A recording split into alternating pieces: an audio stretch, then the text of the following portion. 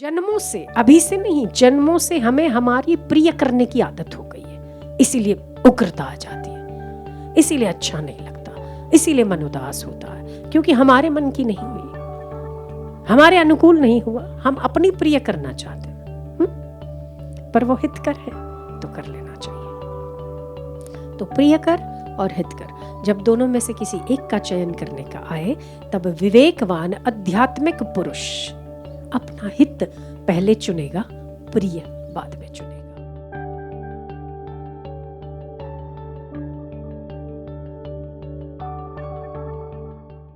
श्रेयस्कर और प्रेयस्कर दो चीजें होती है, एक तो अच्छी लगती है वो, और जो अच्छी होती है वो।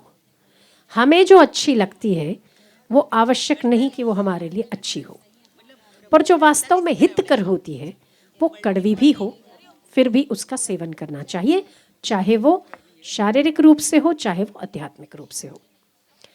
अपनी इच्छाओं को मारना शायद हमारे लिए प्रेयस्कर नहीं है, प्रिय नहीं लगता है वो, पर श्रेयस्कर जरूर है।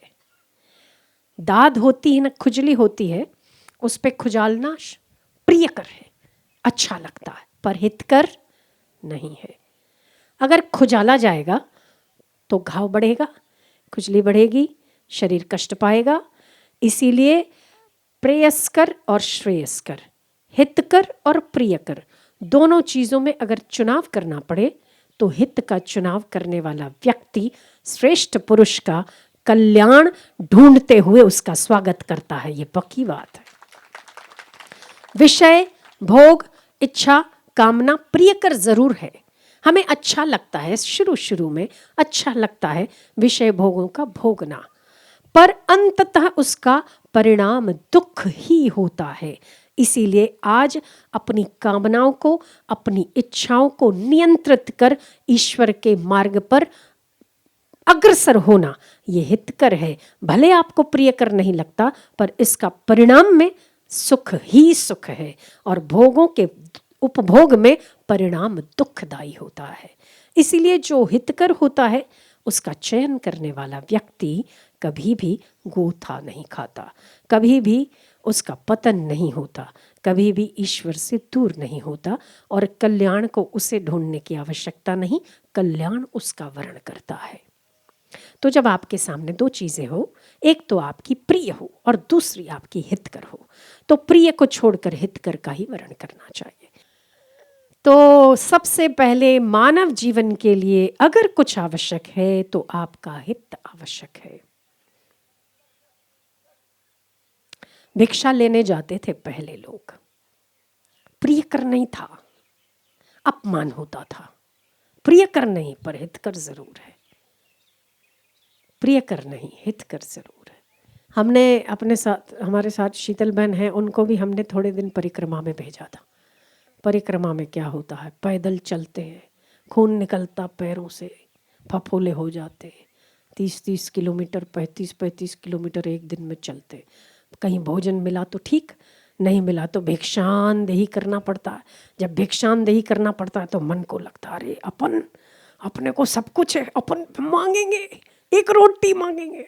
तो वही तो बात है ना, वही तो जब अहंकार पिघलता है, जब आप कहीं किसी के आगे खड़े होते वो भक्ति के लिए, उस परिक्रमा के लिए, तो हमें समझ आती है कि हम क्या है। परिक्रमा जो करते हैं, एक तो उनके जो परिक्रमा करने का जो पीड़ा होती है वो एहसास होती है, और दूसरा साथ में अगर संत संगति मिल जाए तो ऐसे आज भी कहते हैं परिक्रमा में नर्मदा जी के तट पे हजारों ऐसे लोग साधु आज भी अदृश्य स्वरूप में विराजमान है।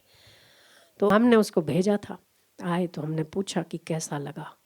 तो पहली बार तो हम भिक्षांदेही करने में थोड़ा स्वाभाविक है, होता है कि आप, और जब कोई, मैंने कहा क्योंकि हम लोग परिक्रमा वासियों को 10 रुपये और बिस्किट देते हैं, तो हमने हंस के पूछा आपको भी मिला होगा 10 रुपये?